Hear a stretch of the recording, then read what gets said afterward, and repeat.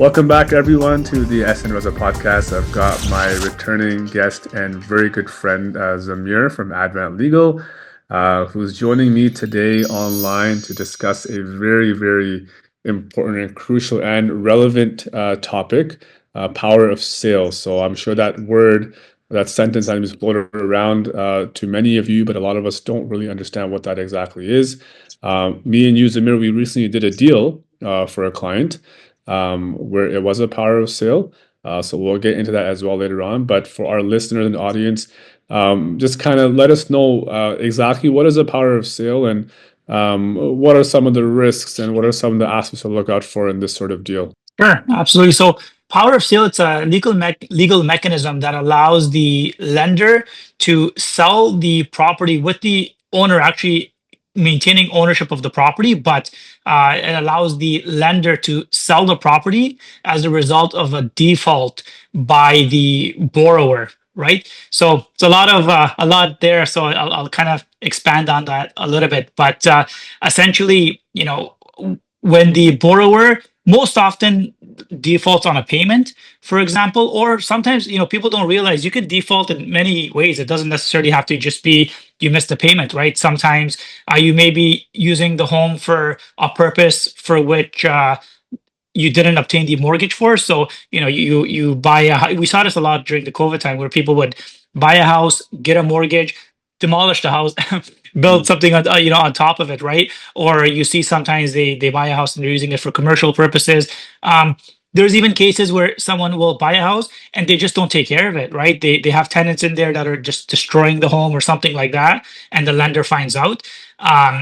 So all of those are actually defaults, generally speaking, of the mortgage terms, which allows the lender to start the power of sale process. Right. Um, yeah, so that precisely is a power of sale. I can tell you a little bit about what follows after, or if you want, I can let you Yeah, ask I some mean, questions. that's good. It's a good intro to what that is. And I mean, you and I did a recent transaction with the power of sale. So I know it was completely different from the traditional sales that I've done with you in the past. And it was a good learning experience for me too, because it was a different side of real estate where we had to do a lot of due diligence to make sure that the client is protected. But in your experience, you've done this a lot. Like, what are, I guess, if you can specify, what are some of the key differences between, someone going out there and buying a resale property, which is owned by someone who's not in default, compared to somebody who's buying a property that is a power of sale? Like, what are some of the things involved in that, and what are some of the things to look out for? Yeah, that's a great question. So it's very interesting for both sides of it, right? So on the one side, you've got the lender, right? So Scotiabank, Equitable Bank, whoever it might be, that has taken possession of the property, and has enforced the power of sale to sell that property so that they can recover the mortgage that's owed. And then you've got the buyers of the property, right, who are dealing with the bank as the sellers. So as far as the sellers are concerned, right, in this case the bank, they're very sort of particular. You'll notice that in these agreements of purchase and sale,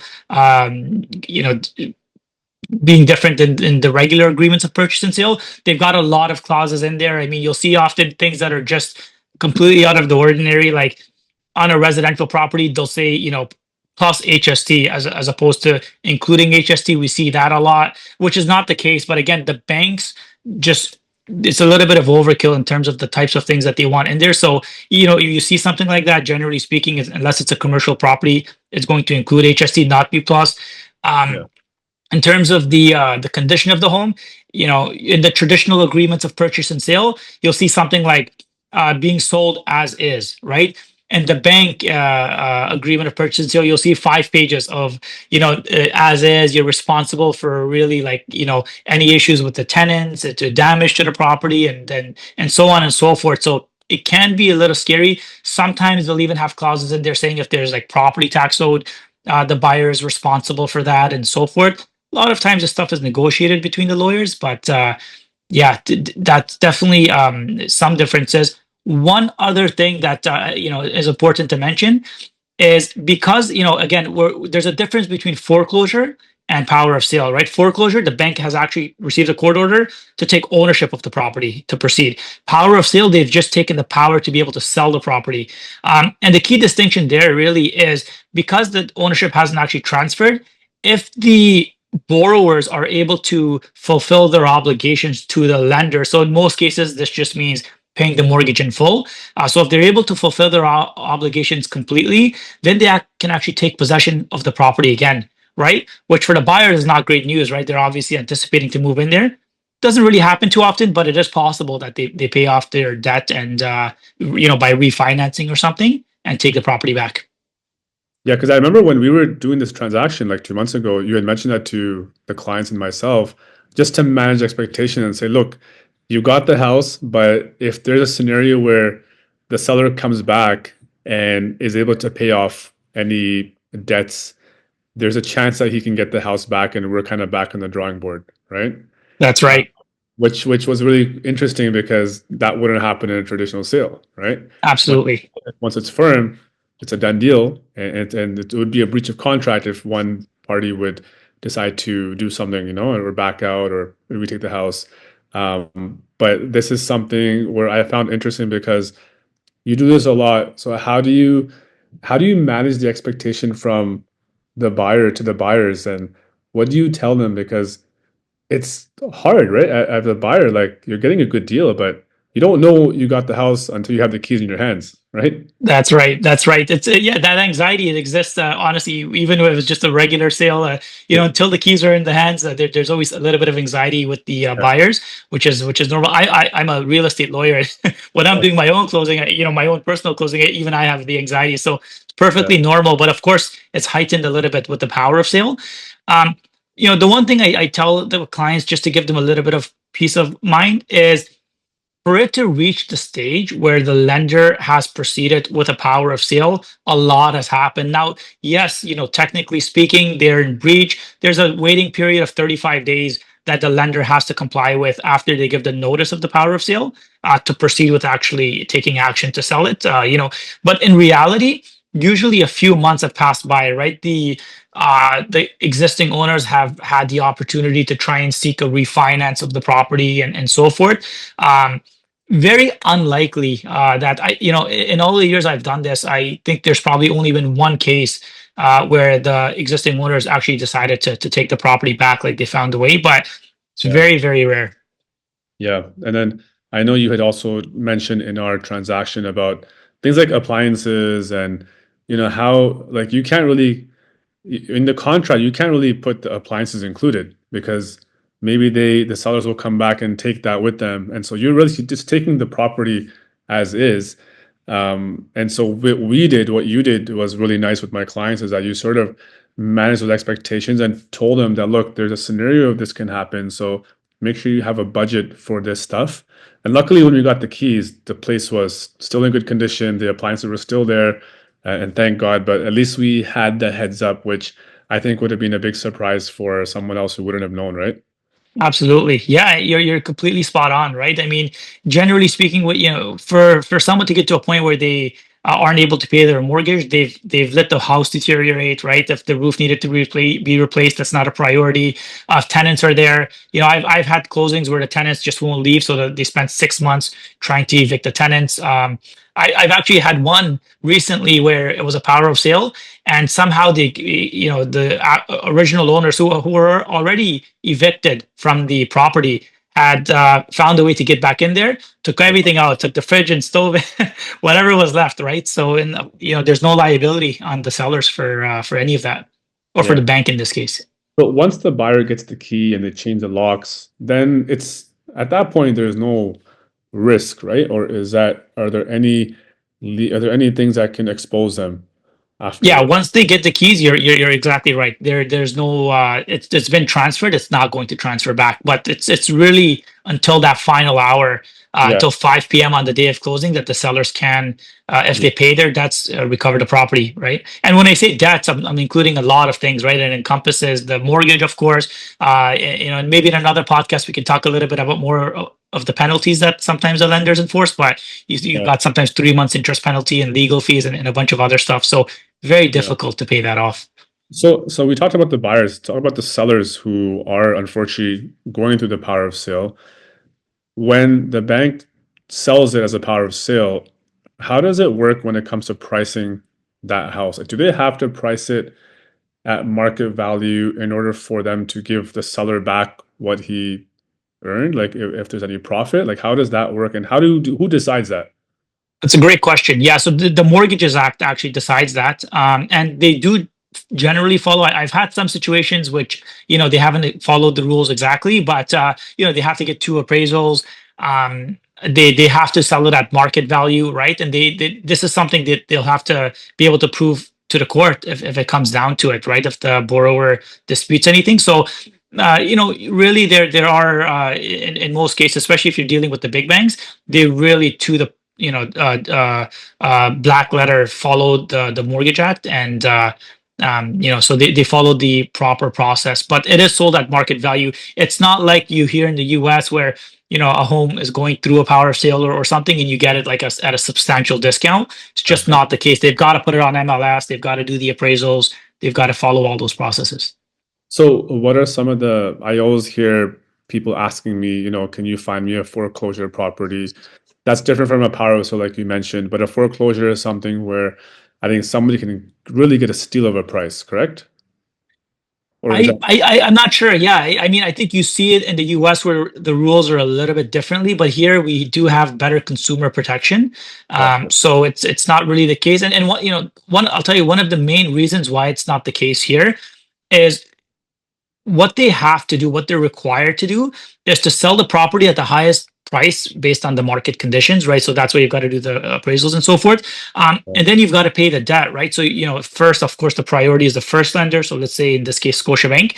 Sometimes you've got a private mortgage, right? So after they pay their debt and legal fees and so forth, then they've got to pay possibly the second mortgage, the commission and so forth. If there's anything left, then it goes to the borrower. Now, if they were able to just sell it at a substantial discount, then they could really put the second lender in a position where they get nothing, right? Which may already be the case anyways, and right. certainly nothing left for the borrower. So to avoid that, it's actually not like that in Canada. I see. So better consumer protection rights, like you said, over here in Canada. It is, yeah. That's good to know at least. I mean, it's already a difficult situation for the seller, and so at least they have that. I mean, it's not the perfect scenario, but at least you have that in some sense. So I guess to kind of close it off, like your firm, you as a lawyer, I know you mentioned a few things already, but like, what are some of the key aspects and role that you play in this entire transaction? Yeah, it depends on what side of the equation we're on, right? If we're representing the lender, which happens often as well, or if we are representing the borrower, or in some cases, if we're representing the actual buyer, right? So you've got three parties that are involved here. So it would be different for each scenario. As far as the lender is concerned, we just want to make sure they recover whatever they can, and recover their legal fees and so forth, as much as possible given the circumstances. And of course, in the agreement of purchase and sale, they're just not making any warranties or representations, right? Right. As far as the borrower is concerned, when we're representing the borrower, we want to make sure that anything that's being charged by the lender is within the Mortgages Act. It's reasonable, right? So they'll often try to sneak in things in there like the penalties, and I just did one actually where it was like $10,000 property management fee, just literally to go in there and change the keys and change utilities. So they try to sneak in stuff there. Most of the time, the borrowers don't have enough money to retain a lawyer. So unfortunately, they're out of luck, or at least, I mean, it's difficult for them to advocate for themselves. But when they have a lawyer, we're able to offset some of that, and also negotiating with the lenders as well, right? So especially with the second lender, one thing to keep in mind is the way a power of sale works is, in a lot of cases, especially in this market right now, once they sell the property, there's not enough money left, not even to just pay the first lender, but to pay anything to the second lender, right? Yeah. So those executions are or writs, what like basically like the judgments against the borrowers stay. So let's say you pay off the first lender, the second lender, but the second lender, they're off by $100,000. They still need $100,000 to fully recover. That is going to follow the borrower, right? So when you have a lawyer, you can try and negotiate some of the penalties and even the principal that's owed so that they can just leave that transaction without any liability. Now, how exactly do you do that? What do you leverage? It's a conversation that varies case by case. But one thing is cooperation, right? Rather than making the lender go through the whole legal process and so forth, if you agree to, for example, just give up the keys and like you cooperate, you save them some money. Sometimes they'll relax some of the fees. And then, of course, with the buyers, we try to have visits to the property, inspection of the property, get some warranties, right? Whatever we can. Yeah. No, that's great information, and really, I mean, the deal we did, and your help and your team's help was phenomenal. Thank you. I remember there was like a few things where we almost didn't close in those conditional periods because, like you said, there was everything was as is, and my buyers were kind of on the fence, and you came in, you took care of it, and you basically managed expectations, and it was such a smooth process from there on in. So, I mean, you're obviously experienced in that sale and the power of sale, that area. But yeah, no, thank you for that. I always appreciate you helping us Yeah, out with. of course. And I remember, I think this one there was a substantial property tax that Yeah, the buyers had agreed to scared us. absorb. Yeah, which we were able to avoid. So that was great as well. That was a large amount, and that was literally like in the 11th hour we found out, and uh, Of your help and connections definitely helped us negotiate that. So thank you for that. course. Last but not least, is there anything that you guys are doing from your law firm perspective? Like, I know you're still doing real estate, you're doing power of sales, residential, normally traditional sales. Do you guys do any commercial? Is there anything else you'd like to, plug for your company and for your corporation? Yeah, I appreciate that. So we do exclusively real estate. So I get calls sometimes for like criminal and family and even wills and estates. And generally, sometimes we'll take some wills, but we exclusively have a really strong foundation for our real estate practice, whether it's residential, commercial, some municipal work. So we really know what we're doing when it comes to that. And from beginning to end, I'm sure the reviews will speak for itself, but we like to be there. We're not an hourly charging firm. We just like to give the best customer service possible. But yeah, completely residential and commercial real estate with some municipal work. Fantastic. Thank you so much, Zamir. Appreciate you coming on. We'll definitely have you on again for some more podcasts.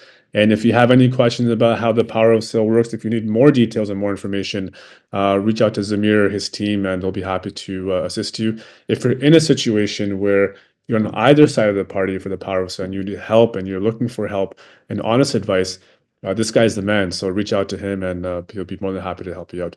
Thank you so much, Zamir. And thanks for listening, guys. We'll see you in the next episode. Take care. Thanks, Ahsan.